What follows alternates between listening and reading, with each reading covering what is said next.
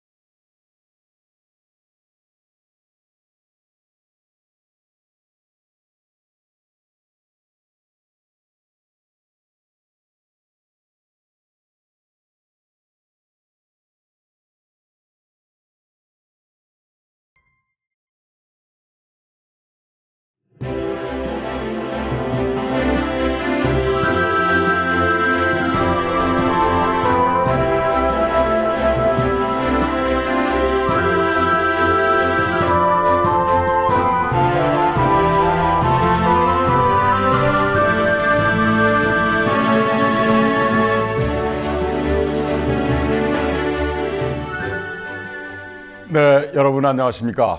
민주언론 시민연합과 국민TV가 공동 기획한 죽은 언론 되살리기 대토론 진행을 맡은 성경환입니다. 오늘 토론 주제는 언론 민주화를 위한 여소야대, 야당의 역할은, 이렇게 정해봤습니다. 20대 총선에서 여야 의석수의 지각 변동이 있었죠. 여소야대 국면에서 언론의 정상화를 위한 다수 야당의 역할을 짚어보는 시간을 가지려고 합니다. 2008년 이명박 대통령 집권 이후 박근혜 정권에 이르기까지 한국의 언론 자유는 지속적으로 퇴보하고 있고, 심지어 2009년에는 미디어법이 날치기 통과되면서 종합편성방송이 만들어지기도 했습니다. 이 과정에서 과연 야당이 제 역할을 했는지에 대해서는 지금까지도 비판이 있어 왔습니다. 이럴 때마다 야당은 소수 야당의 한계를 그 이유로 해서 책임을 피해갔습니다. 그러나 이제 여소야대 국면에서는 이런 이유가 통하지 않을 것 같습니다.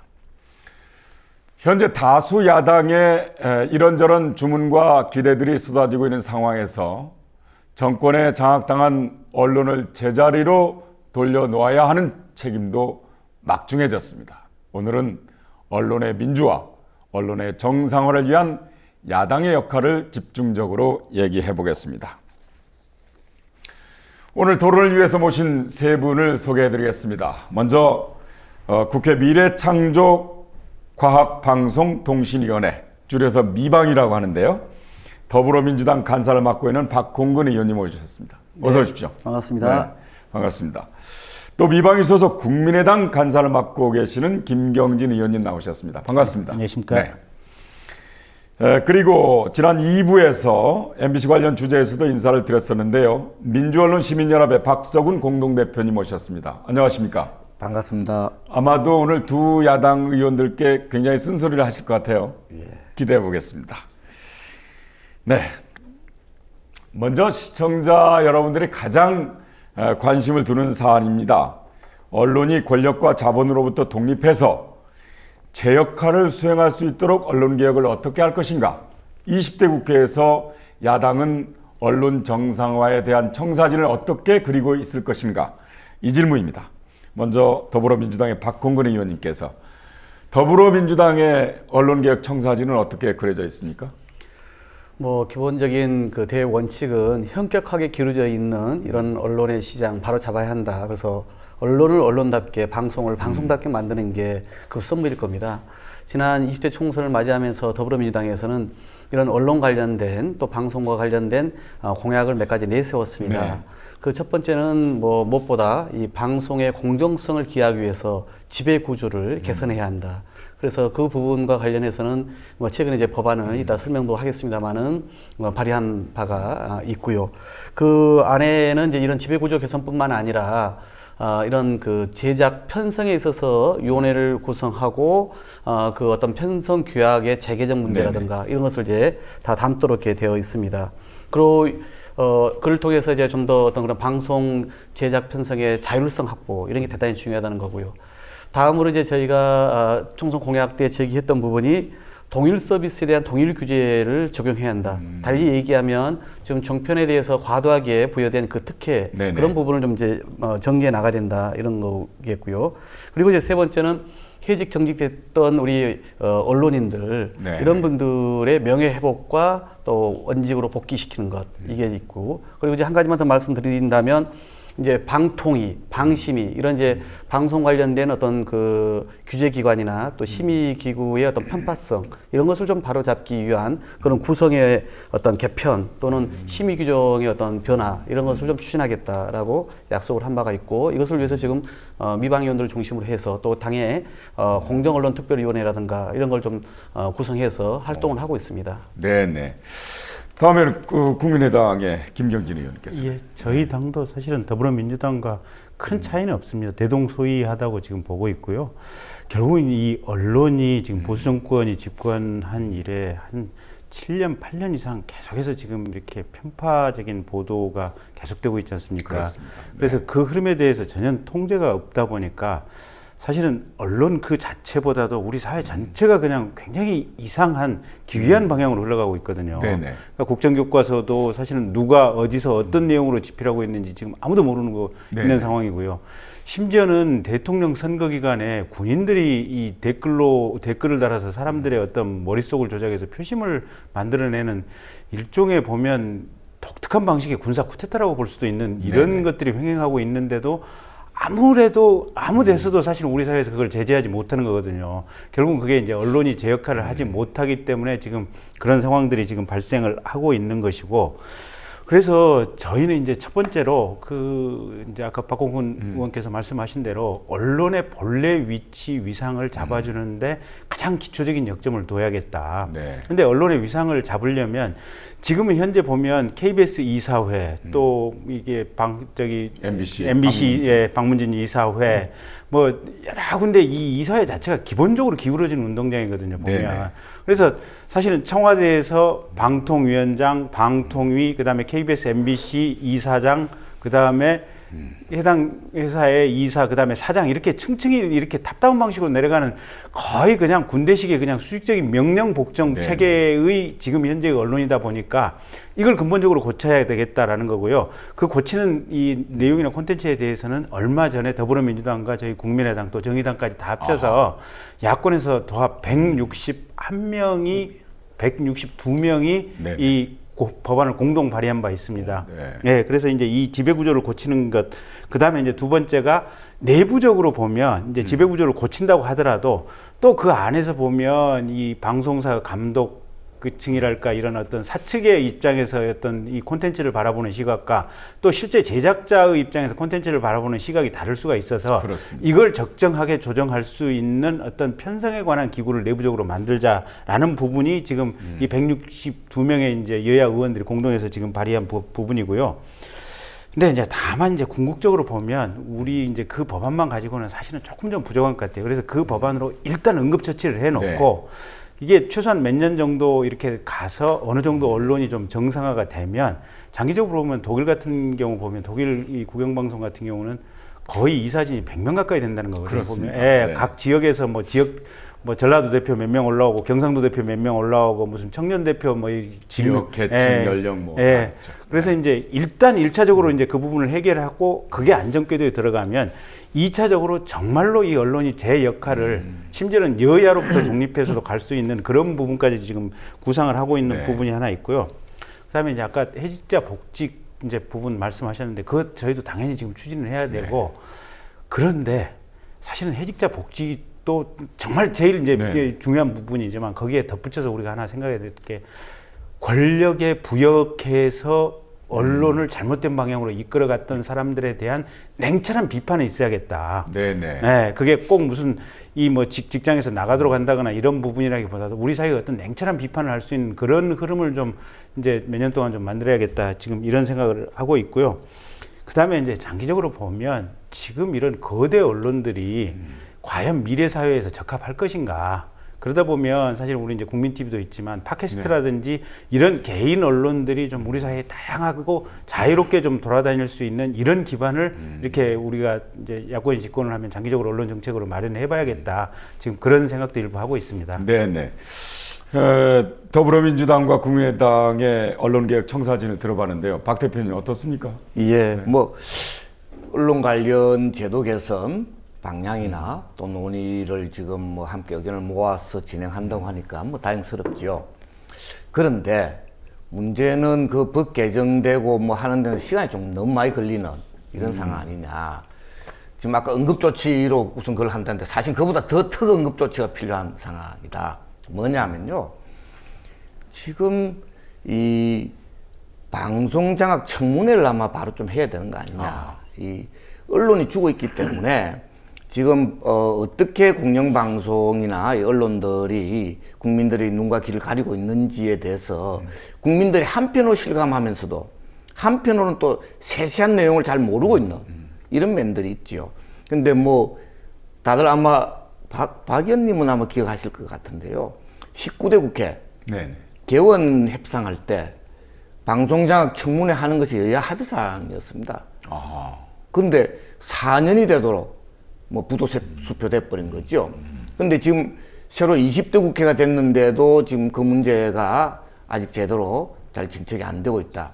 뭐 특히 최근에는 이정현 의원, 뭐 당시에 전 홍보수석이 KBS에 뭐 노골적으로 이 방송 개입을 했지 않습니까? 보도 개입을 했는데 거기에 대해서 야3당이 뭐 더민주당, 국민의당, 정의당 야3당이 함께 방송장악 청문회 하겠다라고 입장 발표를 했습니다.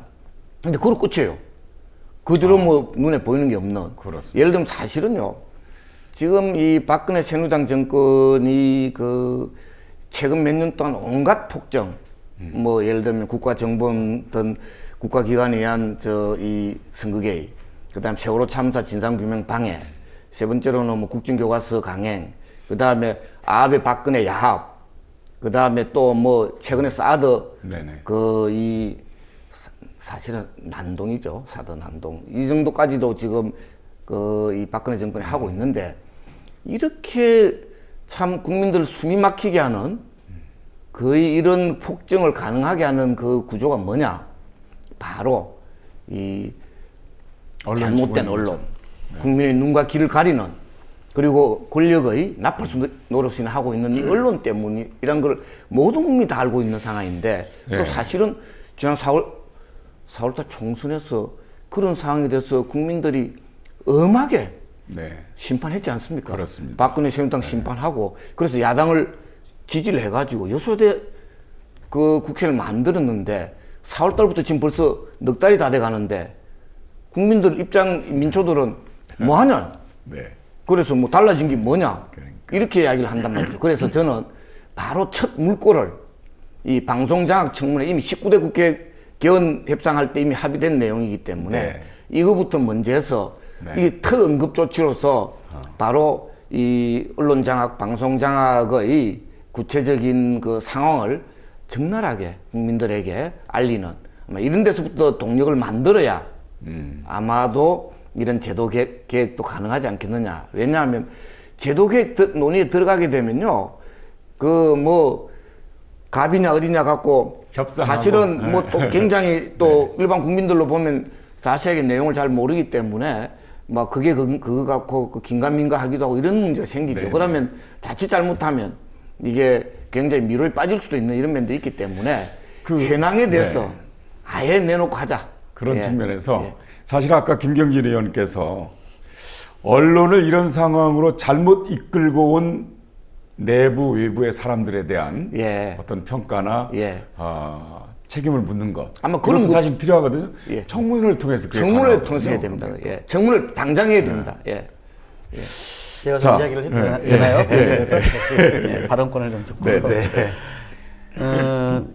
저는 이 방송의 정상화, 또는 언론의 이 정상화 문제를 양 날개를 통해서 같이 접근을 하는 게 당연히 맞습니다. 하나는 보다 구조적이고 본질적인 차원에서의 접근은 소위 제도의 개선입니다. 그렇죠. 네. 그리고 제도의 핵심은 너무나 지금 그 KBS 같은 경우 그 방통위에 네. 방통위 또 위원장 장관급인 위원장을 대통령이 임명을 하고 또 거기에 상임위원을 여당이 임명을 하고 그래서 거기서 3대 2에 기울어져 있는 그 구조에서 또 KBS와 MBC 방문진과 EBS 이사를 이제 임명하는 이 구조를 바꾸지 않고서는 이 방송에 있어서의 편향성의 문제라든지 아니면은 인사 개입의 문제까지 이것을 고칠 수가 없습니다. 그러니까 이 본질적인 구조적인 문제를 우리가 손대지 않고 이것을 바로잡지 않고 앞으로 뭐 무슨 대통령 선거든지 아니면은 뭐 국정의 바른 그 운영의 문제든지 간에 이건 보장되지 않는 거기 때문에 이거는 어떤 식으로건 여소야대라고 하는 국민들이 만들어준 이 정책 환경을 10분 활용해서 네. 반드시 그것은 어떤 식으로 관철을 해야 되는 거고 저는 그게 우선적 숙제다. 20대 국회의 첫 번째 숙제다. 이 말씀을 우선 드렸던 것이고요. 더불어서 지금 말씀하신 여러 이제 그동안 이 청와대를 비롯해서 권력이 또는 그 경영자들이 직접 이렇게 보도에 방송과 편집에 이렇게 개입하는 문제 이건 당연히 그것도 밝혀내야죠. 다만 이제 어려움은 이런 겁니다. 저도 지금 여기 김경진 간사와 함께 여당의 간사를 만나서 설득을 많이 합니다. 네. 예를 들어서 최근에 김시곤 전 국장의 녹취록이 공개되면서 이거 우리 상임위에서 현안 질의하자 그러면 그냥 그 말 나오는 순간 그냥 일어서 가버립니다. 그러니까 국회라는 구조 자체가 이렇습니다. 우리가 지금 현재 야당이 의석을 더 많이 차지하고 있습니다만은 국회법상은 또 이게 협의를 하도록 되어 있어요. 근데 형식은 협의지만은 실질적으로는 합의를 요구하고 있고 그게 국회에 이제 관행으로 되어 있다 보니까 우리가 지금 미방에서도 14명이고 야당이 여당이 10명입니다. 근데 야당이 14명이기 때문에 우리가 우리 마음대로 이 운영위를 뭐 당연히 다수에 따라서 운영할 수만 있으면 얼마나 좋겠어요. 근데 그게 이제 저쪽에서는 그것은 국회 운영의 어떤 원칙이나 관행을 깨는 것이다 하면서 예를 들어서 이런 이제 언론 개입 문제 관련해서 우리가 제기를 하면 그냥 그건 의제 자체를 삼지 않으려고 그냥 회피를 하게 되는 상황이 반복되는 거예요. 청문회 문제도 마찬가지입니다. 저희가 지금 이 문제에 대해서 그런 MBC의 백종문 녹취록 문제, 그 다음에 KBS 청와대 이정현 전 수석의 그런 세월호 문제부터 시작해서 그 전에 뭐 인수위원회부터 시작해가지고 그 윤창중 전 대변인의 그런 뭐 그 보도 축소의 문제에 이르기까지 얼마나 많습니까? 최근에 사드 보도와 관련해서 외부 세력 개입의 문제까지 우리가 그런 부분은 분명한 방송법 위반이기 때문에 그 문제를 가지고 현안 질의를 하든지 아니면은 진짜 언론 청문회를 열어서 이런 사실을 정확히 규명하고 진실을 규명해서 책임을 묻게 하자 이렇게 요구를 해도요 그냥 이런 방구하지 않고 그냥 회피를 하거든요. 그래서 저희가 갖고 있는 생각은 우선은 계속 상임에서는 현안 질의를 하든지 청문을 하자고 요구를 하면서 결국은 상임위 안에서는 저쪽에서 응하지 않기 때문에 여야 원내 지도부 차원에서 이 문제는 정책 합의를 봐야 될 부분이다. 그러려면 필요한 게 이런 겁니다. 원내 지도부가 다른 사안과 엮어서 이 문제를 관철시키는 부분이 하나 필요한 거고 두 번째는 국민들 여론이 좀 더 들끓어야 됩니다. 그래서 이 문제가 함께 가져졌을 때 안팎에서 서로 손발이 맞아서 이것을 현실화시킬 수 있을 것이다. 이렇게 보고 있습니다. 근데 이제 제 생각에는 말이죠. 과거에는 물론 이제 정의당도 있긴 있었지만 3당이었잖아요. 근데 거대 여야가 이렇게 맞부딪혔기 때문에 한쪽 당에서 뭐 아예 협의를 거부해버리면 이제 하지 못하는 그런 상황이지만 지금은 그래도 야 3당이 있잖아요. 그래서 여당 하나가 빠져도 야 3당끼리 다수가 이렇게 협의하면 그래도 명분은 좀 있지 않겠는가 하는 생각이 그게 이제 조금만 제가 선배님 말씀을 보충해서 말씀을 드리면 이제 저희 미방위 같은 경우는 지금 위원장이 새누리당 소속으로 돼 있거든요. 그리고 새누리당은 위원장 포함해서 10명이고 그다음에 어쨌든 이 야권은 무소속까지 포함한다고 하면 14명이거든요. 저희가 숫자는 4명은 더 많지만 실은 이 여당과 합의가 안 되면 특히 그러니까 결국은 이제 형식상으로는 위원장이지만 실질적으로는 여당 자체입니다. 여기와 협의가 안 되면 아무것도 할 수가 없는 구조입니다. 네. 그러니까 가령 청문회를 열겠다고 했을 때 위원장이 거부를 하면 어찌할 방법이 없고, 그러면 위원장 의사하고 상관없이 지금 야당들끼리 연명으로 그냥 이렇게 14명이니까 이제 과반 이상이니까 열어달라고 했을 때, 그러면 형식적으로 열리게 됐을 때 실은 박근혜 정부 들어와서 우리가 수없이 많은 사례에서 보듯이 아예 대놓고 무시하고 필요한 KBS 사장이라든지 우리가 부르고 싶은 네. 이 대상자들 있지 않습니까? 증인이라든지 네. 참고인들, 이런 사람들이 아예 출석을 안 해버릴 상황들입니다. 그래서 저희끼리 모여서 성토하는 자리는 마련할 수 있지만 공적 자리는, 공적 어떤 이 비판의 장이랄까 진실 발견의 장은 열기가 지금 상호 합의가 안 되면 쉽지가 않은 이런 상황입니다. 어려운 문제입니다. 어려운 문제인데 그렇다고 해서 예. 최근에 그 적나라하게 예. 권력의 언론 통제 상황 드러났죠. 네. 청와대 이정현 홍보수석과 KBS 김시곤 보도국장의 전화 내용이 녹취 파일로 다 발각이 됐는데, 그럼에도 불구하고 그 분명히 실정법 위반인데도 불구하고 아무런 책임도 지지 않고 그냥 두리뭉실하게 넘어가고, 심지어 그 당사자는 여당의 당대표 후보까지 지금 네. 출마했습니다. 네. 근데 이게 전혀 아무 일이 없었다는 듯이 그냥 넘어가는 거. 그러니까 박근혜 정부 문제죠. 들어와서 네. 제일 문제가 뭐냐면 법이 뭐가 없습니다. 그러니까 법이 없다는 거. 그러니까 가령 지금 김무성 대표 지난 대선 네네. 기간 중에 뭐 NLL 관련해 가지고 이거 들고 다니면서 네. 뭐라고 했지 않습니까? 찌라시. 그대로 네. 사초 그대로 이게 해서 자기가 들여다 본 거 아닙니까? 네네. 근데 그거 나중에 문제되니까 어디서 찌라시 구해온 걸 읽었다라고 얘기하고 검찰은 그 얘기 그대로 듣고 무혐의 처리하는 이런 상황이어서요. 사실은 지금 일부 시민단체에서 지금 이정현 의원에 대해서 방송법 위반으로 고발을 해놓은 것으로 알고 네네. 있는데, 검찰은 수사할 의지가 전혀 없어 보일 뿐더러 수사를 한다고 한들 기소하겠습니까? 예. 그리고 그걸 또 상임에서는 이렇게 얘기를 해요.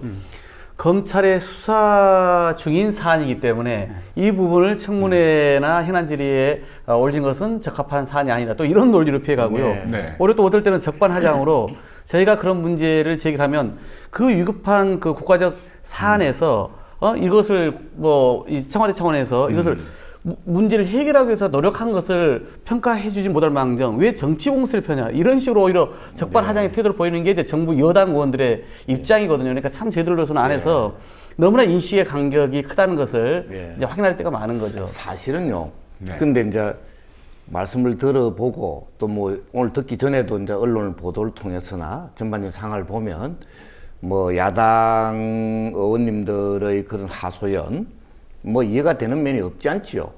그 뭐 박근혜 새누리당 정권의 저 막가파식 그 탈법, 불법, 편법 이 행태에 대해서, 그런데 근데 사실은 국민들은 그렇기 때문에 야당이 필요한 거 아니냐. 그래서 야당 아니냐. 사실 얼굴 뭐 저 반반하게 생기고 또 좀 더 뭐 스펙 좋고 하기로는 여당이 훨씬 더 스펙 좋고 얼굴도 반반하게 생기고 그러잖아요. 그렇지만 야당을 국민들이 지지하는 이유는 뭡니까? 파이팅을 하라는 거죠. 투쟁을 하라는 겁니다. 그래서 저는 아까 뭐 아무것도 할 수 없다라는, 특히 국회 선진화법 때문에 뭐 어렵다는 거 뭐 사실은 절절한 그런 호소라고 생각합니다. 예, 그런데 그럴 때는 이제 저는 국민을 전환해야 된다고 생각합니다. 원내에서 여당과 협상하는 방식으로는 아마 이 상황 국면 돌파가 안 될 거다. 그 국면 돌파가 안 되면 이 정부 여당, 박근혜 정권이나 새누리당 정권에 대한 국민들의 원망이 기본적으로 가겠지만, 한편으로 야당 마냐는 또 불만도 폭발하게 돼 있는 이런 상황. 지금 거의 뭐 저는 볼 때 폭발 직전으로까지 임계점 가까이 가고 있는 상황이다 이렇게 보고 있는데요. 이럴 때는 국민 전환 어떻게 하느냐? 이 원내와 광장 투쟁을 병행하는, 원내 투쟁 계속 하면서 또 한편은 광장 투쟁을 해야 된다. 아까 뭐 국민 여론을 일으켜야 된다고 이야기했는데 저 굉장히 중요하다고 생각합니다. 국민 여론을 일으키는 데는 지금 이제 또 일반 국민들이나 시민들 뭐 저도 뭐 촛불 굉장히 많이 하고 다니고 뭐 늘 하고 그랬지만, 사실은 또 한편으로는 좀 저 피로도가 크게 쌓여 있는, 뭐 끈끈이 뭐 하니까 되는 일은 또 별로 없고. 근데 이번에 여소야대된 이 기념으로요.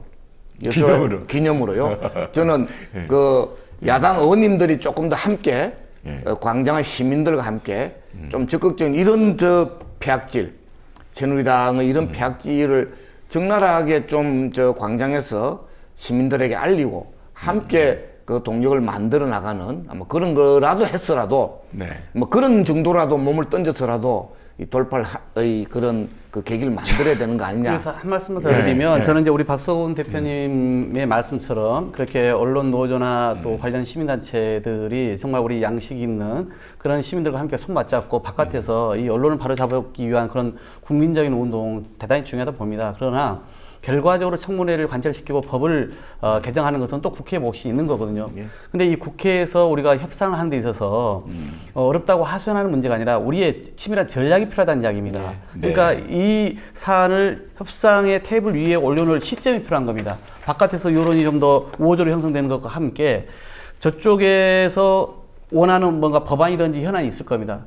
이제 그렇게 서로 협상이 가능할 때 이 문제를 수면 위에 올리겠다. 지금 우리 당의 원내대표와 제가 이 문제를 가지고 자주 얘기를 해봅니다만은 지금은 예를 들어서 사드 문제부터 시작해서 우병우 수석의 문제 등등 현안들이 되게 많이 놓여 있습니다. 그러니까 네. 사사건건 다 청문회를 할 수 없으니까 우선순위를 정하고 전략을 좀 더 치밀하게 짜서 어느 시점에 이 부분을 본격적으로 제기하자 이런 그 차원에서 접근을 하고 있다는 말씀이거든요. 그래서 네. 이후에 아마 정부 여당이 원하는 법안이 있을 때 이 청문회 부분은 함께 저희가 보기에는 협상 카드로 충분히 써서 관철시킬 수 있을 것이다. 이렇게 네, 보고 있는 네. 겁니다. 자, 이 정도로 해두고요. 하지만 그 지난번에 청와대 녹취록 그 책임자는 분명히 책임을 물어야겠죠. 뭐 당연합니다. 실정법 실정법 위반 위반이기 분명히 때문에 했으니까. 그건 예, 분명히 저희는 네네. 이런 청문회가 열리면은 불러서 KBS 관계자들과 이정현 전 그 수석을 불러서 네. 책임을 충분히 해야 한다 생각합니다. 정치라는 게 이제 상대방이 있으니까 항상 일방적으로 여기서 꿈꾸는 대로 계획한 대로 가는 건 아니지만 그렇다면 그렇게 참 어려운 상황이기 때문에 이제 공영방송을 기본적으로 근본적으로 바꾸기 위해서는 제대로 역할을 수행할 수 있도록 바꾸기 위해서는 아까 처음에 말씀하신 대로 지배구조 개선 같은 법과 제도를 바꾸는 일 아니겠습니까? 그건 어떻게 지금 잘 진행이 되고 있습니까? 일단은 162명이 서명을 해서 20대 국회에서 그렇게 많은 의원들이 법안에 동참하신 것은 처음일 겁니다. 세월호법은 이제 각 당 지도부 차원에서 그냥 합의돼가지고 바로 연서명했습니다만은 이제 우리 국민의당 간사님께서도 워낙 고생을 많이 해주셨고 저도 뭐 한 명 한 명 더 받기 위해서 이른 아침부터 밤늦게까지 전화하고 문자 카톡하고 이렇게 해서 160명을 받아서 이제 제가 대표를 해가지고 발의를 했거든요. 근데 이 162명이 참여했다라고 하는 정치적 무게감을 저는 정부나 여당이 결코 무시할 수 없을 것이다 보고 있습니다. 그리고 이번에 저희가 낸 법안에는 그냥 어떤 뭐랄까요 우리가 당위적 주장만 담지 않았습니다. 네. 충분히 정부 여당도 동의할 수밖에 없는 그런 논리와 그런 어떤 내용을 담았기 때문에 이것은 방송이나 권력이 특정 정치 세력에게 유리한 방향으로 가게 해서는 안 된다.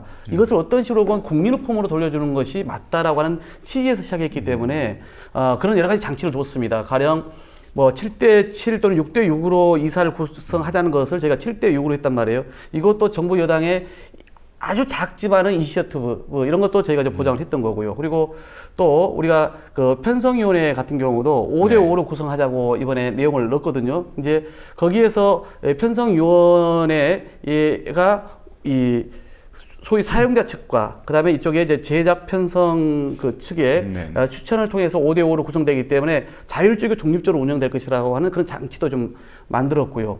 그리고 여기에서 이 편성 책임자를 추천하도록 되어 있습니다. 그동안 사장이 바로 임명하다 보니까 사장의 인사권에 의해서 편성의 어떤 그런 독립성, 자율성이 보장되지 않았던 거거든요.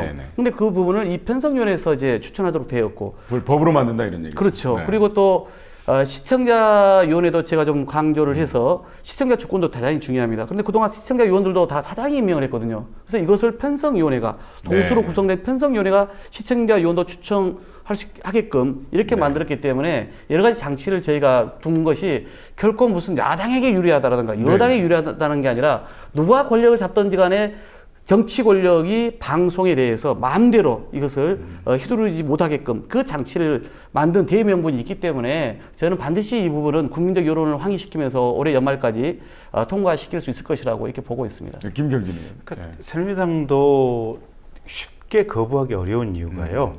이번에 이제 저희 이제 3당이 이렇게 공조해서 만든 법안이 실은 19대 국회 때 큰 틀의 얼기에는 전적으로 같은 법안이 여야 합의가 이루어졌던 내용이 있습니다.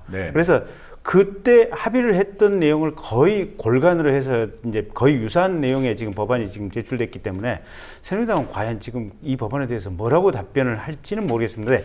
자신들도 사실은 이렇게 뭐라고 그냥 쉽게 뿌리치기는 어려운 내용인 것 반대할 같고, 명분이 없다는 예, 얘기죠. 다만 이제 새누리당 미방의 간사께서 하신 말씀은 이게 지배구조 개선에 관한 법인지 아니면 이 야당이 지배를 하려고 하는 법인지 뭐 자세히 들여다보겠다 뭐 요 정도 멘트만 지금 나온 상황이어서 실은 본인들도 조금 좀 이렇게 스탠스를 정하기가 쉽지 않은 측면인 것 같고요. 그다음에 어쨌든 이게 정권 교체의 가능성이랄까 기대감이랄까 이런 부분도 피차간에 어느 정도 염두에 두고 있는 상황이기 때문에 오히려 이번이 법을 개정하고 통과시키기는 적기가 아닌가 그런 생각이 네네. 듭니다. 굉장히 희망적으로 갖고 계시네요. 네. 저는 뭐 19대 국회 방정공정성 특위에서 내놓은 안을 중심으로 낸 요번에 야 3당 의원님들 162분의 그 개정안 뭐 금방이라도 빨리 되면 뭐 그거라도 좋겠다 이런 생각을 합니다. 근데 사실은 그냥 해가지고 그냥 빨리 될까에 대해서 약간 걱정도 있습니다. 그래서 조금 더 근본적인 보완들이 필요하겠다 이런 생각이 있습니다. 두 가지 정도가 보완이 필요한데요. 우선 하나는 옛날 뭐 노사간의 단협으로 여러 방송 노조에서는 이미 관철돼 있던 내용이기도 한데요. 이른바 이 보도 편성 제작 책임자 임명동의제 네네. 또는 또 중간평가제 처음에 뽑을 때는 그래서 한 줄 알고 뽑았는데 보니까 영 엉망이단 말이죠. 이럴 경우에는 뭐 임기 중간쯤에 임명동의제 저 중간평가를 해가지고 중간평가에서 이 구성원들의 많은 신임을 못 받으면 또 다시 교체가 되는 뭐 이런 장치가 있어야 된다. 이게 이제 첫 번째 문제가 있고요. 뭐 옛날 단협으로 다 맺어서 실제로 실시했던 이런 선례가 있기 때문에 가능하다 생각하고요. 또 하나는 지배구조 개선 작업에 뭐 여러 가지 19대에서는 여대야수였기 때문에 여당 힘이 좀 어수이 많았기 때문에 뭐 충분하지 못했던 아마 그런 면도 있습니다. 7대6하고 뭐 특별다수제하고 하는 건 거의 어떤 의미에서는 이 소수파 야당의 참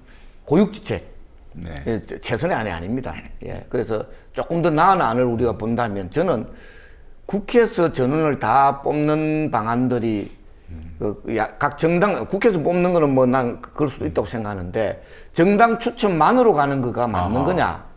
저는 공익이사들이 있어야 된다. 공익이사. 예. 말하자면 방통위에도 공익위원이 있어야 되고요. 공익이 추천하는. 공익이라 하면 뭐냐? 저는 그렇게 생각합니다. 크게 봐서 두 가지 정도로 보는데요. 크게 세 가지인데 하나는 좀 쉽지 않은 면이 있어요. 하나는 뭐냐 하면 저는 이 각 언론사의 종업원들, 언론사의 구성원들이 선출하는 네. 그런 방식으로 하는 그 공익이사. 또 한 부분은 관련 전문가라고 할 수 있는 언론 학계.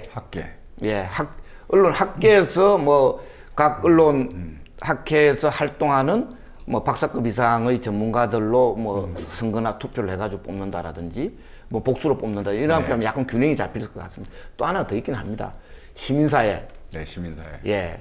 근데 시민사회 부분은 앞에 두 부분은 이제 이 뽑는 사람이 특징이 딱 되니까 네. 상대적으로 논란 여지가 적은데 시민사회는 이제 어느 시민사회냐 한계를 긋기가 좀 어렵죠. 사실은 뭐 네. 그런 면이 있어요. 사실은 언론주는 그래 가야 되는데 네, 이 네. 부분은 이제 이 말하자면 선출에 참여하는 사람들의 범위를 어떻게 특정할 것인가 이런 이제 논란이 좀 있긴 하지만 그러나 개념적으로는 이 세 가지 정도 네. 공익위원들이 필요하다. 그러니까 공익이 있어야 정당 추첨의 그런 분들도 있고 또 공익의 영역이 있고 해야 이게 되는 거다라는 이 두 가지 점 아까 앞에 말한 이 임명동의제 또 중간평가제 뭐 이런 부분 하나 또 하나는 공익위원들을 넣어야 실질적으로 옳고 그르고를에 대해서 정쟁으로 네네. 자칫 비춰질 수 있는 사실 정쟁이 아닌데 정쟁으로 몰아치잖아요 다들. 그렇죠. 그렇게 예, 판단해서 하죠. 그런데 네. 공익위원들이 존재하게 되면 사실은 옳고 그르고를 이 국민들이 판단하기도 좋고 또 실제로 뭐 시시비비를 할 수 있는 네. 아마 그런 상황이 되지 않겠나 중간지대. 그러니까 이게 이제 박성훈 대표님 말씀이 큰 틀에서는 이제 맞는 말씀이신데 문제는 그러니까 이제 저희가 이번에 이제 3당 합의안을 이렇게 이제 간단하게 냈던 이유는 뭐냐면 실은 이런 내용까지 이제 복잡하게 다시 이렇게 원점으로 돌아와서 논의를 시작하게 되면 이 논의하는 시간이 굉장히 길어질 것 오래 같다. 걸린다. 오래 걸릴 것 같다. 그래서 빠른 시간 내에 답을 내서 통과를 시키려면 기희 19대 때 합의했던 안을 가지고 들이대면 그나마 논란이 적어질 것이 아닌가라는 생각이고요. 장기적인 측면에서 보면 분명히 박서분 대표님 말씀하신 부분을 저희가 이제 받아들여야 될 부분이 있고, 특히 이제 이번에 김시곤, 이정현 녹취록 같은 경우 보면 일각에서는 김시곤 국장에 대해서 그나마 좀 용감했던 것이 아니냐, 뭐 이런 평가도 좀 있는 것 같더라고요, 보면. 그러니까 어쨌든 언론사의 보도국장 또 편집국장에 대해서는 뭔가 이 사람들의 보도 편집권을 실질적으로 좀 보장할 수 있는 신분상의 장치가 좀 필요한 것이 아닌가. 그래서 지금 CBS 같은 경우도 보면 이제 내부 거기는 지금 직선제 하고 있죠, 거기가. 네. 그래서 그런 저런 장치들을 사실은 이게 이제 이 KBS나 MBC 같은 데도 좀 두어야 될 필요성은 분명히 있는 것 같긴 합니다. 저는 아주 뭐 두 분 의원님들 말씀에 뭐 되게 동의합니다. 말하자면 빨리 하는 게 중요하다. 네. 뭐 한참 뒤에 몇 년 뒤에 100점짜리 만드는 것보다 뭐 한 7, 80점이라도 지금 당장 하는 게 중요하다고 하는 점에 대해서 동의합니다, 제가. 그런데 아마 상대가 있는 것이기 때문에 또 국회 선진화법 등등 때문에 이래저래 해서 아마 지연작전 쓸 거라고 저는 봅니다.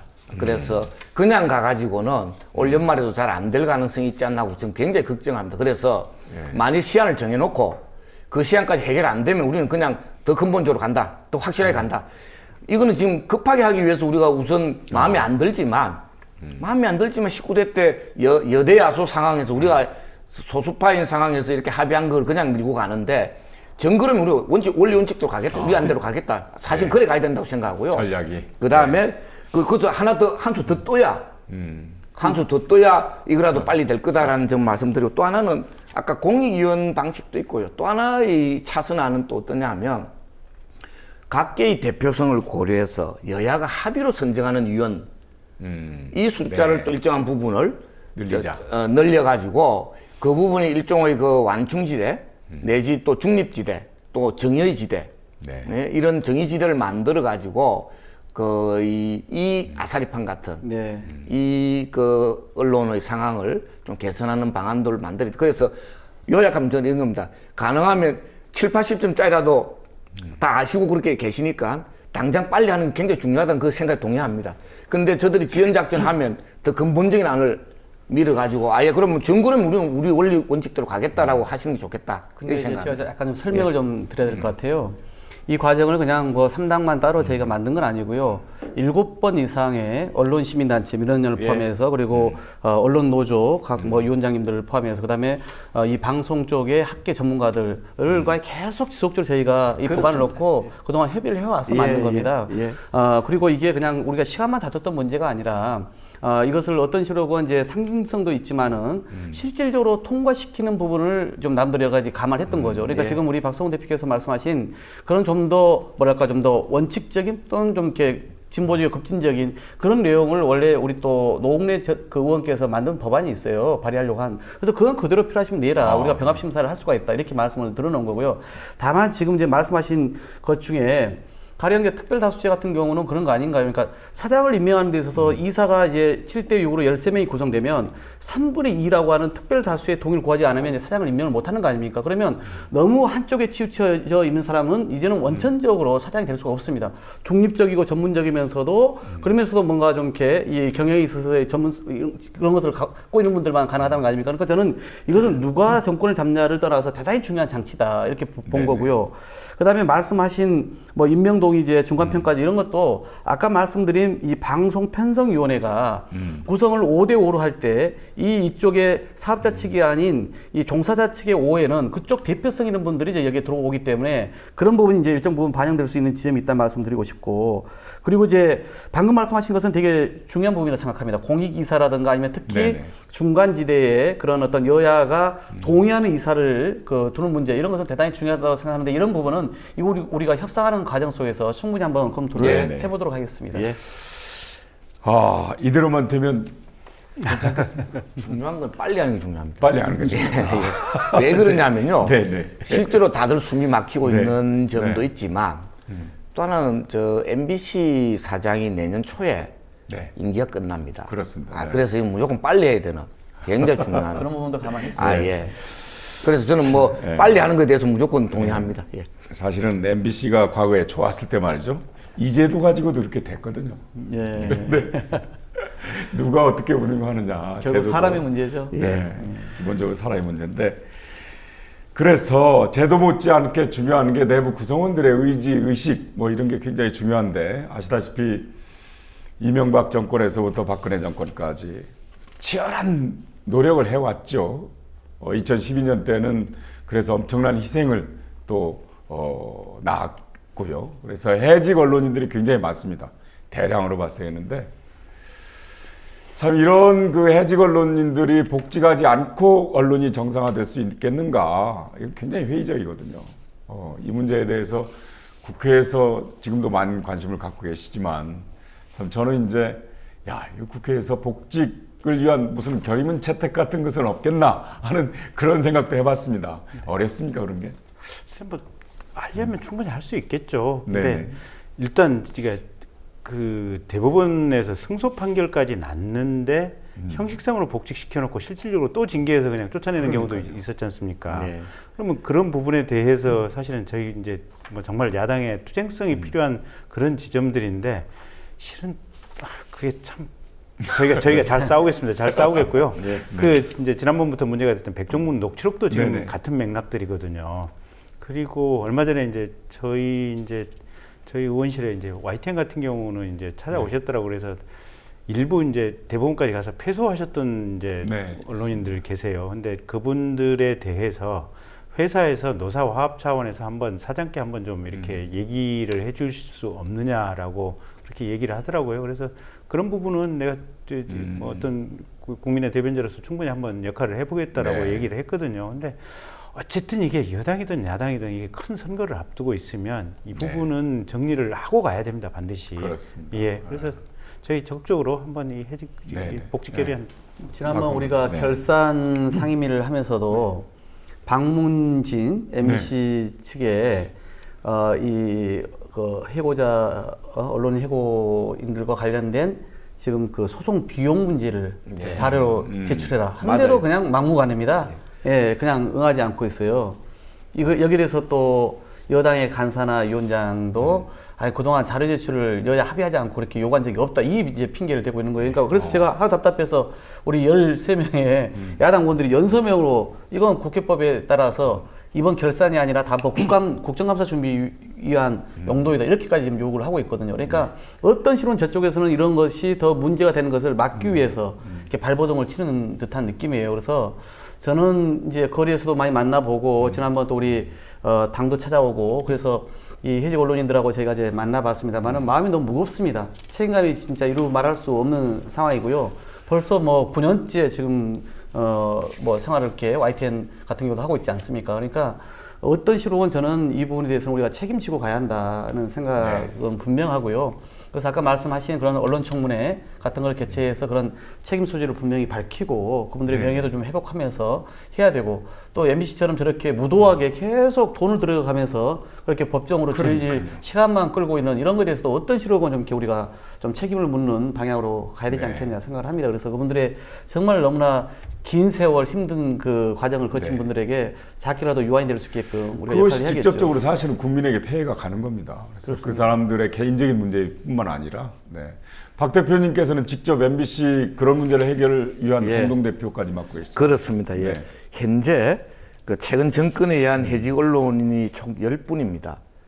그 YTN 아까 말씀하셨지만 그 세 분이 그 지금 아직 9년째 해직 상태 있고요. MBC는 6분 있는데요. 6분이 지금 고부까지 다 이겨가지고 지금 대법에 올라가 있는 뭐 이런 상태인데 작년 4월에 2심 판결이 났는데 지금 1년 뭐 4개월이 되도록 아직 대법에서 선고를 안 하고 있나.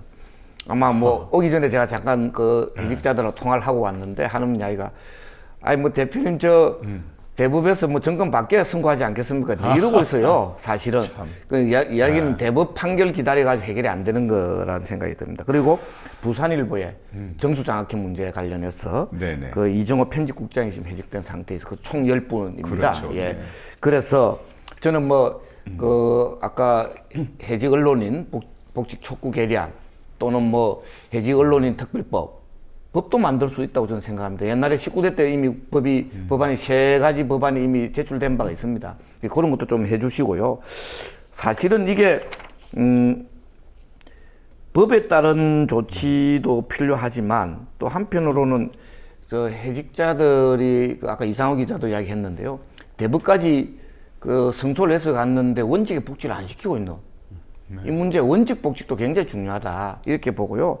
그래서 저는 이 과정 속에서 좀 청문회를 통해서 이 말하자면 그 수많은 소송 비용 그리고 또 그 과정 속에서 백종문 녹취록에 나와 있는 문제, 네. 또 뭐 이정현 녹취록에 나와 있는 문제, 이런 문제들을 좀 국민들과 함께 호흡을 하면서 아마 그 과정 속에서 여러 가지 배임행위 네, 네. 한 이런 사람들에 대해서 좀 그걸 해야 되는 네. 이 적절한 조치가 필요한 거 아니냐. 그 뭐 지난번 제 2부에서도 말씀드렸지만 네네. 이른바 이 뭡니까 그 스파이어 네네네. 예. 스파이어 심어가지고 이 문제가 됐는데 그게 대법에서 이미 형사적으로 유죄 판결 났습니다. 그렇죠. 네. 그 다음에 또 그것도 민사로도 다 그 연대 책임이 네네. 다 있다는 거로 또 판결이 났단 말이에요. 그러면 당연히 거기에 따른 네네. 법에 따른 책임을 져야 되는 거 아니냐. 이런 것도 조금 그 의원님들께서 조금 더 날카롭게 좀 챙겨주셨으면. 근데 박 대표님, 예. 그 바로 그런 엄청난 문제들, 예. 그리고 굉장히 다양합니다. 여러 가지. 청와대가 직접 공영방송을 장악하는 것이 백일하에 드러났고요. 근데 그런 문제를 포함해서 여러 문제점들이 있고, 그런데 사실 방송을 관장하고 규제하는 기관이 방송통신위원회, 예. 또 방송통신심의위원회가 있지 예. 않습니까? 예. 근데 여기서 어떤 대처를 했다는 얘기를 전혀 듣지 못했어요. 그렇습니다. 예. 도대체 뭐가 문제라 이렇게 예. 가만히 있습니까? 사실은요, 그 세 분이 그 이른바 여당 추천, 정부 여당 추천 이제 위원이 있고요. 2분이 이제 야당 추천이 있는데 여기서 실제로는 각각 그 위원회 구조기 때문에 이 당연히 그 소수파 2분의 의견도 존중돼야 되는데 그냥 다수결로 그냥 밀어붙이고 있는 상황이 큰 문제인데요. 저는 뭐 하여튼 그 2분의 그 위원님들께서 조금 더 하여튼 이 파이팅, 투쟁성을 보여야 되는 거 아니냐, 돌파력을 좀 보여야 되는 거 아니냐 이렇게 생각을 하고요. 그럼 그 과정 속에서 저는 그 이 방통위 구성도 방통위 구성도 이 공익 그 위원이 들어가야 된다. 공익위원이 들어가야 아마 이 부분도 이 저렇게 폐악질하는 것을 좀 방어할 수 있지 않는가 생각하고 더 심각한 부분은 사실 방송통신심의위원회 이른바 방심이라고 하는 부분에서 굉장히 문제가 심각합니다. 여기 뭐 그 이 지금 현재 구성은 대략 아마 한 뭐 6대3 정도로 이렇게 구성은 돼가 있는데요. 조금 어느 도단의 경지로 이 편파 심의를 하고 있는. 그리고 그 과정에서 뭐 김미아 씨 문제라든지 김현정 씨 문제나 이런 부분에 있어서 그 방심위 결정이 잘못됐다고 법원에서 거푸 지금 그렇죠. 그 번복되는 그런 그 이 판결이 나오고 있는데도 방심위는 전혀 끄떡도 안 하고 있는 이런 문제가 있습니다. 그래서 방심위에서 저는 그 제대로 된 그런 심의를 할 수 있도록 특히 제대로 된 심의를 하기 위해서는 제일 핵심적인 것이 저는 뭐 그라고 생각합니다. 이 말하자면 이른바 상습범이라고 합니까? 네네. 거듭 그 편파 왜곡 보도하는 이런 그 이 방송에 대해서는 이른바 가점, 가산점을 가중치를 둬두고 무진저로 해서 좀 강력한 제재를 할 수 있도록 특히 뭐 그런 그 이 제재를 받는 이 그 방송사에 대해서는 제가 심사할 때 네네. 확실하게 탈락도 시킬 수 있도록 네네. 하는 아마 그런 방식으로 가야 되는 거 아니냐. 네. 그리고 방송 심의 결과에 대해서 적정성이나 또는 심의 기준에 관한 일관성이나 이런 문제에 대해서 이 사회적인 평가 과정, 공론화 과정이라고 합니까? 네네. 그래서 저희들은 사실은 이 그 민간 그 이 방송심의위원회를 구성하자. 말하자면 너무 엉터리로 하니까 뭐 마이동풍입니다. 그래서 아예 그 이 네네. 시민들이 민간 차원에서 시민 방송심의위원회를 만들어 가지고 진짜로 엉터리 그 네. 방송 심의하는 거에 대해서 확실하게 이 공론화하는 이런 과정을 거치자까지 이야기를 하고 있는 상황입니다. 네네. 그래서 이제 자연스럽게 사실은 이제 방송통신위원회나 방심위의 인적 구성에 대해서도 뭔가 입법 사항이 있을 법한 그런 생각도 들어요. 맞습니다. 이제 그건 이번에 이제 저희가 물론 낸 법 중에 그 네. 방통위 설치 운영법도 있긴 합니다만은 네. 더 근본적으로 접근을 하면은 원래 이제 방송위원회 아니었습니까? 이게 네, MB 정부 그렇죠. 들어오면서 방송통신위원회로 왔거든요. 정보통신 부분이 여기에 들어왔던 거죠. 사실은 이걸 다시 분리하는 게 저는 마땅하다 생각합니다. 네. 정보통신 부분은 지금 미래부로 다시 이관을 하고 그리고 이 방송위원회를 지금 대통령 직속으로 방통위가 되어 있는 것을 사실은 독립기구로 만들어야 됩니다. 네. 옛날 김대중 그 정부 때처럼 그렇게 가서 좀 독립성을 보장을 해주면 그러면 당연히 지금처럼 직접 개입의 요소 아까 말씀드린 것처럼 이제 방통위원장을 대통령이 임명을 하고 그다음에 거의 사무총장급이라고 할 수 있는 상임위원을 여당이 임명을 하고 그러니까 이 5명 중에서 3명이 그렇게 여당의 입장과 정부 입장을 계속 그대로 대변하다 보니까 너무 현격하게 나머지 이사 추천들에 있어서 문제가 생기는 거거든요. 그래서 그 구조를 이제 근본적으로 좀 바로잡기 위해서는 아까 말씀드린 그런 방통위 자체를 그렇게 방송위원회로 독립기구화 시키고 그렇게 해서 방송위원 구성 자체를 좀 이렇게 바꿔나가는 네. 방향을 접근하는 것이 좀 더 본질적 방법이겠다 이렇게 생각을 하고 있습니다. 독립성을 거의 국가인권위원회 수준으로 예. 네. 그렇게 하면 아마 일정한 정도 개선이 될 건데요. 네. 그래도 구성에 있어서는 공익위원회 필요하다고 생각합니다. 자, 그렇게 방통위하고 방심위 문제를 그 정도로 다루고요. 이제 자연스럽게 방심위 얘기가 나오니까 편파적인 심의를 한다고 그러니까 종편이 예. 바로 떠오르는데 사실은 요즘에 종편이 4개가 있지 않습니까? 근데 어느 종편 따로 하고 그 다음에 새 종편 이렇게 하더라고요.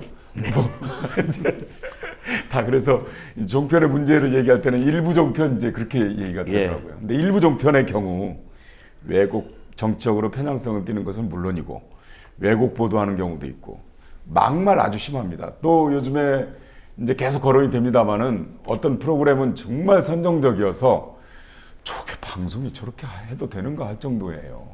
근데 그걸 심의를 계속 했는데 그 심의 똑같은 내용을 또 심의에 걸리고 또 걸리고 또 걸리고 누적되는데도 징계가 없다는 얘기 아닙니까? 그럼요. 네. 상습범에 대해서는 하여튼 퇴출시켜야 되는 네, 그런 게 있어야 됩니다. 근데 거기에다 또 태어날 때부터 특혜까지 있어요. 종편에는. 여러 가지가 네. 많이 저 지금 그 광고 우선 박성훈 대표께서 네. 연구를 하신 분이니까 제일 조금만 심각한 설명해 게요. 주시고 그다음에 김경진 의원, 박홍근 예, 의원 순으로. 제일 심각한 게 자사 미디어 랩이라고 하는 겁니다. 이 무슨 이야기냐면요. TV조선은 TV조선 저 미디어 랩이 있어가지고요. 네. 말하자면 방송하는 방송사에서 광고까지 그냥 수주를 하는. 그럼 네. 방송과 광고가 전혀 붙어 다니는. 그럼 결과적으로 어떻게 됩니까? 거의 공갈 협박에 가까운 수준으로 뜯기는. 거의 뭐 이 칼만 안 들었지 뭐 거의 뭐다라는 수준으로 네. 이야기가 되고 있는 수준이죠. 그 뭐 적나라하게 드러난 게요. 그 작년에 MBN 네네. MBN에서 이 말하자면 MBN 그 네네. 영업부에서 이 자기들끼리 공유하는 이메일이 말하자면 그 인터넷을 통해서 공개가 돼 버렸어요. 네네. 그래서 미국에 있는 선데이 저널이라고 하는 교포 언론에서 적나라하게 공개를 해가지고 저희 민원연에서 그걸 자료를 다 받았어요. 네. 자료를 다 받아서 아주 면밀하게 그 검토를 해보니까 제일 심각한 문제가 뭐냐면 이 첫 번째 하나는 그걸 기자를 통해 가지고 광고를 따도록 하는 이런 상황이 있고요. 두 번째로는 그 또 이른바 광고 때문에 이 말하자면 방송 프로그램이 만들어지는 광고를 받는 대신에 돈을 받는 대신에 프로그램 만드는 협찬이라고 합니다. 그다음 그것도 있고요. 또 네. 아예 내놓고 그런 것도 없는 협찬. 아, 네. 아예 생으로 그냥 주는 뇌물이라고 합니까? 예를 들면 뭐 삼성 같은 데서는 2014년 12월 한 달 동안에 15억을 준다고 하는 내용이 들어가 있어요. 예를 들면 그뿐만 아니라 뭐 여기에 그 LG니 뭐 저 다른데 한전 이런 데 다 들어가 있는 거예요. 그래서 이거 자사 미디어 랩 이거 큰일 난다. 방송과 광고가 분리 안 되고 그 하나로 묶여져 가니까 돈으로 방송을 사는 돈으로 방송을 만드는 아마 그런 상황이 지금 비일비재하게 나타나고 있는 거 아니냐. 그래서 이거 해소해야 된다는 거고요. 그다음에 네네. 뭐 여러 가지 동일 규제 하자고 아까 뭐 안을 네. 내셨는데 그거 지상파에는 중간 광고 못하게 하면서 그다음에 종편은 중간 광고 하게 하거든요. 네. 이거 안 된다라는 거고요. 그다음에 뭐 업무 전송이라든지 뭐 등등 문제들이 많이 있는데요. 네. 이 차별 철폐된다는 그 가장 결정적인 문제가 있습니다. 예. 네네. 김정진. 네. 아니, 그러니까 이제 저희 이제 미방이다 보니까 이제 요새는 최근에는 지상파 경영이 굉장히 어려운 모양이에요. 네네. 그 방송사에서 여러 군데서 오시더라고요. 그렇죠. 이제 얘기 들어보면 상반기에 KBS 같은 경우는 벌써 거의 뭐 한 600억대 적자가 지금 났다는 적자가 거. 많죠. 예. SBS, MBC도 지금 뭐 그만큼은 아니지만 상당 네. 금액의 적자가 났고 그래서 오히려 거기서 이제 우리도 종편 정도의 뭔가는 좀 해주라. 특혜를 달라. 예, 뭐 그런 식의 얘기가 많이 되더라고요. 그래서 중간 광고 같은 거. 예, 중간 광고라든지 어쨌든 뭐 방발기금이라든지 뭐 적정하게 좀 살 길을 좀 찾아달라는 얘기들이 있다 보니까 오히려 이제 저희들 입장에서는 이게 이제 방송 지배구조라든지 편파 방송에 대해서 사실은 이 부분에 대해서 정리를 해야 될 입장인데 그분들은 와서 경영에 대한 애로점을 토로하고 있어서 참 이게 묘한 지금 상황이다라고 지금 느끼고 있어요. 근데 예. 방송 정상화 시켜가지고요. 네. 프로그램 제대로 만들면 그래도 지금보다는 낫습니다. 광고 붙죠. 예. 안 부는데 광고가 왜 붙습니까? 예. 하향 평준화할 문제가 아닙니다. 그 중간 광고와 그 시청자들 이 방송 보시다 보면요. 그 종편이나 이 케이블에 보면 굉장히 짜증 나거든요. 중간 광고 나오면서. 그런데 이 부분들이 종편 하니까 지상파도 중간 광고 해달라고 하면 결과적으로 시청자 권익, 편익은 굉장히 이 침해되는 이런 하향 평준화되는 거다. 시청자 주권 측면에서. 예, 종편이 이제 애초에 출범할 때 우리 국민들 또는 국회를 대상으로 설득했던 논리들이 있잖아요. 네. 그러니까 무슨 뭐 예를 들어서 국제 경쟁력을 뭐 방송의 경쟁력을 키우겠다, 시청자들의 무슨 선택권을 뭐 이렇게 보장하겠다, 또 콘텐츠를 좀 더 다양하게 뭐 하겠다 이런 거 있잖아요. 일자리 창출하겠다. 그렇죠. 그래서 사실은 이제 그런 논리로만 그냥 일방적으로 밀어붙여가지고 네. 그 사단이 나면서까지 그래서 이제 만들어진 거 아닙니까? 근데 이제 그 초기 종편을 이제 특혜성을 통해서 지금 말씀하신 것처럼 그렇게 좀 뭐 중간 광고라든가 또 직접 광고 영업이 뭐 보장을 해준다든가 아니면 황금 채널 지상파 바로 옆에 네네. 근접한 채널을 줬다라든가 이런 것들이 많이 있었던 거죠. 그리고 또 그 중요한 의무전송 채널 이런 것도 마찬가지로 그런 이제 특혜도 이제 같이 함께 줬는데 문제는 그래서 그 애초에 설립 시대로 지금 종편이 되고 있냐. 너무나 이제 지나치게 보면은 뭐 정치 편향적이고 객관성 결여됐다는 지적들 계속 반복되어서 나오고 있고요. 방송의 어떤 품격, 이건 너무 좀 땅에 떨어졌다 이런 또 비판도 나오고 있고. 그리고 그냥 시사 보도 중심으로 너무 천편일조로 편성을 하잖아요. 애초에 시작할 때만 해도 한 40%대까지 원래 그 30%에서 50%대까지 원래는 이제 그 뭡니까 보도 프로그램 비중을 원래 교양, 오락 다 해야 돼요. 그렇죠. 종합 그렇게 해야 편성. 되는데 네. 20%대 원래 그 하기로 했던 것을 지금 30%에서 50%까지 지금 이 보도 네. 편중을 차지하고 있으니까 그것도 문제인 거잖아요. 그래서 말 그대로 이런 특혜로 인해서 방송의 질이 높아졌으면 말이 문제가 안 되지만 완전히 이것은 오히려 질을 떨어뜨리니까 이제 그렇습니다. 이것은 당연히 그런 특혜성에 대해서는 이제 먼저 근본적으로 살펴봐야 될 때가 아니냐 이런 얘기가 나올 수밖에 없는 거고요. 그래서 내년 2월이면 이제 종편이 재승인 시점입니다. 이제 이 과정에서 당시 재승인하면서 여러 가지 이제 그 뭐 방통위에서 그런 그 자기들이 내건 조건들이 있지 않습니까? 그게 얼마만큼 이행됐는지 이런 네. 부분을 철저하게 이제 따지고 국회에서도 그것을 좀 관리 감독할 책임이 있다고 봅니다. 그러니까 이게 보면 그 방심위가 네. 또 다른 종편에 대한 통제 수단 채찍과 당근으로서 이용되고 있는 측면이 분명히 있는 것 같더라고요. 네네. 거기서 벌점이 부과되면 네. 나중에 재승인하는 과정에서 그게 과징금으로 전환이 되는 그렇습니다. 문제가 생기지 않습니까? 그건 당장에 이 종편 방송사 입장에서는 현금 페널티 문제이기 때문에 실은 그 벌점 부과와 관련해서 결국은 이 집권 여당의 눈치를 볼 수밖에 없는 그리고 그쪽 편향적인 어떤 패널 구성이라든지 방송 아이템을 정하는 그런 상황이 될 수밖에 없거든요. 네. 그래서 첫째는 저희가 볼 때 장기적으로 일단 방심위원장에 대해서도 국회에서 청문회를 하는 방안을 하나 좀 해봐야 될 것 같고요. 그다음에 방심위에서 벌점을 주는 내용을 아주 상세하게 프로토콜화하는 네네. 규정화하는 이런 어떤 필요성이 분명히 있어 보입니다. 네. 자, 종편에 대해서는 이 정도로 해두고요. 이제 사실은 연합뉴스가 국가 예산을 쓰거든요. 네. 그래서 국가 기관통신사인데 전에는 이제 그 뉴스 도매상이었습니다. 근데 지금은 인터넷 포털에 들어가면 연합뉴스가 직접 서비스를 해요. 독자하고 직접 만나는. 그러니까 뉴스 소매상까지 됐거든요. 그래서 영향력이 엄청나게 커졌는데 지금 어떤 비판을 받고 있냐면 연합뉴스는 정권의 나팔수다는 비판을 받고 있습니다. 그래서 연합뉴스도 정상화시켜야 되지 않겠나 하는 그런 여론이 있습니다. 김경진 의원께서 연합뉴스에 대해서 특별히 생각.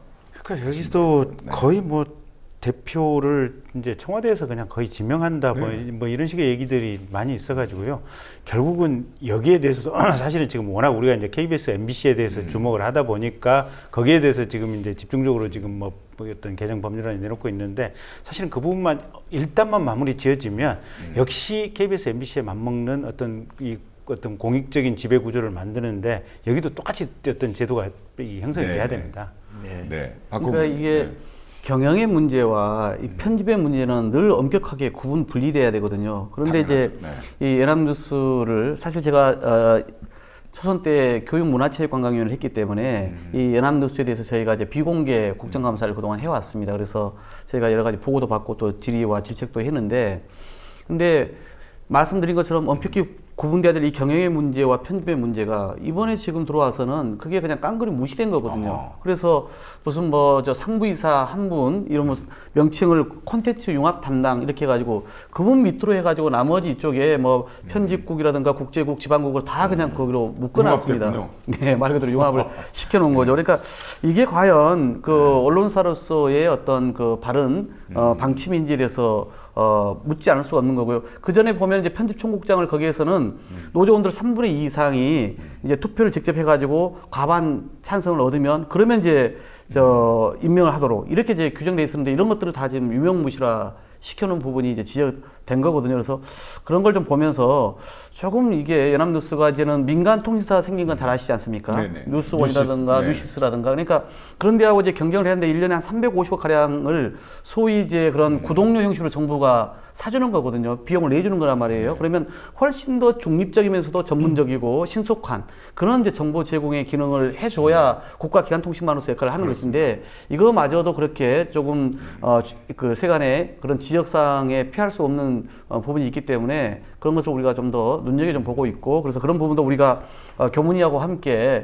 그런 그 지원금을 받는 통신사인 만큼 좀 더 공정하고 제대로 된 유상에 걸맞게끔 역할을 할 수 있게끔 저희가 그런 부분을 잘 관리할 필요가 있다고 생각합니다. 지난번에 제가 지금 갑자기 이제 선배님 말씀드리니까 연합뉴스에서 이렇게 그 열람할 수 있는 그 아이디 비밀번호를 뭐 교육청이라든지 행정기관에게 뭐 구입하도록 뭐 강매를 했다 아마 그런 무슨 내용이 있었던 두 가지가 더 있습니다. 하나는 국고에서 공식적으로 지원하는 350억의 예산이 있고요. 그 외에도 각 관공서에서 별도로 구독료를 내고 있는 그 말씀을 지금 하고 그러니까 아이디하고 무슨 그 내용을 별도의 구독료를 내서 구독하라고 일종의 강매하는 그 말씀을 지금 하신 거고요. 그래서 문제고요.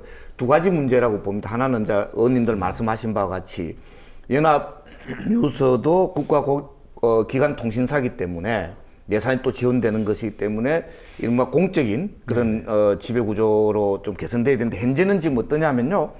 대통령이 이사장을 임명하고 이사장이 또 두 사람 또 임명하게 돼 있어요. 그럼 그래가지고 대통령 몫이 3개입니다. 그다음 국회에서 국회의장 몫 여야 하나씩 해서 3사람입니다. 그리고 신문협회장, 신문협회, 방송협회는 되게 보수적인 쪽에서 그냥 가고 있단 말이에요. 결과적으로 어찌 되냐면 6대2 또는 7대1 절대 다수군요. 더 수가 없네요. 더 기울어진. 근데 문제는 연합뉴스가 굉장히 심각한 게 뭐냐면 뉴스의 프레임을 뭐 만드는. 근데 좋게 이야기하면 만드는 거고요. 좀 나쁘게 이야기하면 뉴스 프레임을 조작하는 이런 이 굉장히 나쁜 이 기능을 지금 하고 있습니다. 저희들 민원연에서 지난번 총선 과정에서 연합뉴스를 면밀하게 저희들이 모니터링을 했습니다. 모니터링 해보니까 실제로 그냥 놔둬서는 될 문제가 아니다. 뉴스의 프레임을 말하자면 왜곡하는 이런 문제가 있기 때문에 전체적으로 연합뉴스를 제대로 내용을 좋게 만드는 그래서 예를 들면 내부에 뭐 보도 책임자 등의 그 자율권을 보장하는 그런 편성위원회, 뭐 동수의 편성위원회를 구성하게 하는 문제라 임명 동의제 하는 문제 이런 거 똑같이 네네. 공영방송에 필요한 지배구조의 민주화 그러니까. 과제가 그대로 있어야 된다는 점을 한 번 더 강조하고 싶습니다. 연합뉴스가 사실은 그 국민의 그 이슈, 큰 이슈가 안 되니까 예. 무관심 속에서 이런 일들을 하고 있거든요. 예. 국회 미방위에서 특히 다수 야당이 관심을 갖고 좀 예. 개선. 다수 야당이라고 하니까 굉장히 듣기 좋네요. 다수 야당. 예. 저도 처음 써보네요. 다수 야당. 이제 마지막으로 한 가지만 더 질문 드리겠습니다. 사실은 그동안 그 야당 의원들이 기득권 언론, 그러니까 기득권 언론 그러면 거대 언론이 주로 이제 기득권을 대변하지요. 그리고 또 거대 언론은 종편을 다 갖고 있습니다. 그래서 야당이 무슨 개혁적 방안을 내놓는다든가 할 때 상당한 저항이 있었고 앞으로도 물론 다수 야당이라고 하지만 저항이 분명히 예상이 되거든요. 어떻게 그 저항의 벽을 넘을 수 있겠습니까? 저는 뭐 민심 거스르는 권력이 있을 수 없듯이 마찬가지로 언론도 그런 어떤 국민의 여론을 본인들이 물론 주도해서 만들기도 하지만은 그런 국민들의 어떤 평상심을 뛰어넘을 수는 없다고 생각을 합니다. 그러니까 네네. 결국은 상식적 시민들의 그런 어떤 힘을 어떻게 잘 조직을 하느냐가 중요한 거고 국회에서도 마찬가지로 여소야대를 만들어 주셨기 때문에 그 야당이 얼마만큼 아까 말씀하신 것처럼 그런 전투력과 함께 협상력을 동시에 갖춰 나가면서 관철을 시키느냐 이게 중요할 겁니다. 그러니까 네. 보시는 것처럼 올해 4월에 국경 없는 기자회가 이제 옛날 노무현 대통령 참여정부 시기에 31위였던 언론 자유 지수가 이명박 정부 들어가지고 40위 그리고 지금은 70위까지 떨어졌단 말이에요. 그러니까 정말 이것은 국제적 망신이잖아요. 네네. 그만큼 언론의 어떤 공정성, 자유 이런 것들이 보장되고 있지 않는 거기 때문에 여기 대해서는 정치인들뿐만 아니라 우리 국민들도 공히 저희는 책임을 갖고 이 문제에 대해서는 함께 손을 맞잡아야 한다 생각을 합니다. 그래서 저희가 양적으로 수적으로 뭐 다수인 것뿐만 아니라 내년 또 대통령 선거를 앞두고 나서 어떤 식으로 이것은 역사에 대한 책무로 받아들이면서 이 부분에 대해서는 우리가 원칙적으로 소신 있게 타협 없이 접근을 해야 한다 생각을 합니다. 김경진 의원께서. 저도 박봉수 선배님 말씀에 100% 동감하고요. 네네. 어쨌든 양 당이 또 3당이 거의 철저하게 공조 잘해서 이 문제 넘어가도록 하겠습니다. 명분이 절대적으로 우위에 있습니다. 네, 그렇습니다. 네, 그러니까 그걸 힘으로 생각해서 네. 추진해야죠. 저는 뭐 이 방송법 개정 통해서 지배구조 개선하고 그래서 특히 뭐 올해 안에 꼭 해야 됩니다. 아까도 네. 제가 계속 말씀드렸지만 내년 MBC 네. 그 사장 임기가 끝나기 때문에 해야 된다는 거고요. 또 하나는 저는 이걸 국회에서 협상만으로 해결이 안 된다라고 생각합니다. 그래서 시민 참여 프로그램들을 우리가 함께 이 개발하고 함께 만들어 나가자. 그래서 저희 민원연 같은 경우는 이번 총선 과정에서 이 종편 감시 그리고 이 방송 감시, 언론 감시 하면서 여러 가지 그 회원들이 굉장히 늘었습니다. 네네. 회원들이 뭐 엄청나게 늘어가지고요. 저희들이 이 인력도 대폭 보강하고 해서 8월부터 종편 감시 프로젝트 이런 반자 그 종편 떼찌 프로젝트라고 하는데요. 거기에 그 종편 등 이 방송 내용을 실시간으로 24시간 다 저희들이 녹화를 하고 네. 그걸 가지고 또 다 데이터베이스로 분류가 되는 방식으로 해서 실시간 감시를 하면서 감시만 할 게 아니라 그 점에 대해서 잘못된 것에 대해서 시민행동을 조직하려고 합니다. 네네. 그래서 시민행동 조직하고 흐름을 만들 때 우리 의원님들도 함께 만들면 뭐 여러 가지로 좋지 않겠나. 의원님들 그 의정 활동하는데 크게 도움이 될 테고 많은 자료를 지지도 뭐, 받으실 네. 테고 예 좋습니다. 그러니까 함께 했으면 좋겠습니다. 예. 네. 네. 여기 잘 나오셨습니다. 자, 지금까지 흔히 기울어진 운동장이라고 불리는 언론 지형의 문제점 그리고 여소야대 구조 하에서 야당의 역할 얘기를 나눠봤는데 할 일이 무궁무진합니다. 그렇습니다. 엄청나요. 그래서 어깨가 특히 이제 뭐 20대는 미방위원들의 어깨가 굉장히 무거울 것이다라는 생각도 해보지만 해야 될 일이잖아요, 또. 근데 지금 1시간 이상 얘기를 나눠봤습니다만 그래도 못하신 말씀 있을 거예요. 간단하게 자유롭게 한 말씀씩 해주시죠. 네. 그 박근혜 정부 들어서 대통령의 공약사항이 지켜지지 않은 게 한두 가지가 아니죠. 네네. 이 방송 공정성, 언론의 어떤 그런 독립성 문제 또한 대통령께서 네. 2012년 7월에 약속했던 부분입니다. 이것도 그냥 뭐 언제 그랬느냐는 듯이 그냥 바로 이것도 지금 무시하고 있습니다. 그러니까 현 정부에 더 우리가 기대할 부분은 없는 것 같습니다. 결국은 우리 국민의 대표인 국회에서와 그리고 우리 다수 국민이 함께 손을 맞잡고 풀어야 될 부분인 것 같아요. 우리 국민은 늘 보면은 어떤 수평적 그런 어떤 그 소통에 강하다고 해야 될까요? 늘 그런 것 같아요. 국가적 위기 상황에 왔을 때도 무슨 일사불란함이라기보다는 자발적 참여, 자발적 자신의 상식적 생각 이런 것들이 하나로 만들어져서 큰 힘으로 폭발되고 그래서 정치 권력을 바꾸는 그런 역사를 만들어 왔잖아요. 지금도 마찬가지라고 생각합니다. 이 방송, 언론이 심하게 편향되어 있다라면 이미 편향되어 있기 때문에 이 부분을 바로잡는 것은 바로 우리 국민일 수밖에 없습니다. 그래서 우리가 그렇게 역사에 정말 방송과 언론이 얼마만큼 중요한지를 너무나 잘 알고 있기 때문에 그 공정한 장치를 만들어서 우리가 바치는 일을 올해와 내년에 함께 손맞잡고 했으면 좋겠습니다. 네, 감사합니다. 김경진. 네. 그러니까 언론이라고 하는 것은 사실은 우리 민족의 정기를 좌우할 수 있는 가장 원천이 되는 지점이 언론이거든요. 네. 그래서 나라가 올바르게 가느냐, 올바르지 못하게 가느냐는 결국은 그 모든 것은 언론에 달려 있습니다. 네. 근데 그 언론이 본시 잘못되어 있다고 하는 것은 사실은 대한민국 국민 전체가 지금 착각된 잘못된 길로 이끌어간다라고밖에 그렇습니다. 얘기할 수 없거든요. 그래서 이 문제는 제일 우선해서 저희 국회에서 해결해야 될 문제라고 생각을 하고 있고요. 여야 3당 굳건하게 네네. 협심해서 이 문제 해결하도록 하겠습니다. 네, 믿겠습니다. 네. 예. 박 대표님. 사실은 저 박근혜 새누리당 정권의 저 무도한 이 광란의 폭주를 저지하고 국민들이 숨쉴 공간을 만드는 그것은 언론을 바로 세우는 데서부터 출발해야 된다 이렇게 생각하고요. 언론을 바로 세우기 위해서는 역시 시민들이 나서야 된다. 그리고 국회의원님들과 함께 노력하고 그리고 언론사 내에 있는 그런 그 언론인들이 또 노력해야 된다. 이른바 줄탁동시라고 하지 않습니까? 네네. 예, 함께 힘을 합쳐서 노력해야 된다 생각합니다. 함께 합시다. 네네. 네. 감사합니다. 자, 지금까지 언론 민주화를 위한 여소야대, 야당의 역할에 대해서 얘기를 나눠봤습니다. 앞서 들으신 대로 이 야당과 시민단체들의 노력도 있어야겠지만 시청자 여러분의 관심과 참여 역시 매우 중요하다고 생각합니다.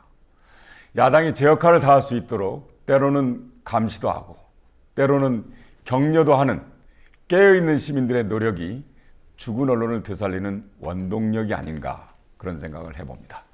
육부작 대토론 죽은 언론 되살리기는 매주 화요일 저녁 8시에 생방송으로 진행됩니다. 다음 주 제6부는 마지막 시간입니다.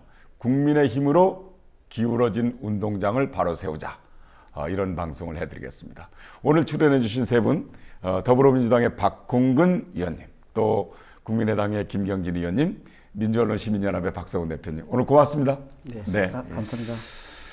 자, 여러분, 다음 주 이 시간까지 안녕히 계십시오. 다음 주 이 시간에 반가운 모습으로 다시 뵙겠습니다. 감사합니다.